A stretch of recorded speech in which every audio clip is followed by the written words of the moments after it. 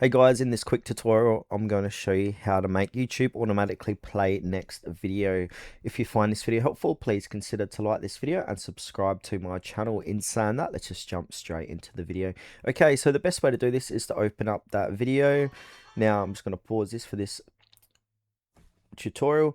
Now, if I pause this video, or if you just navigate to the lower right hand corner of this page, we've got some options here. So we've got full screen, cinema mode settings. I want to click on that autoplay. So if we enable that, autoplay is now currently on. Now if I can try it in a different video, you can see here autoplay is on, and I'm pretty certain most videos have autoplay, but some don't. You can see here there's no autoplay, and I'll just try one more random video. Let's see if this one has it. This one doesn't. So, oh, sorry, it does. It might take a few seconds to appear.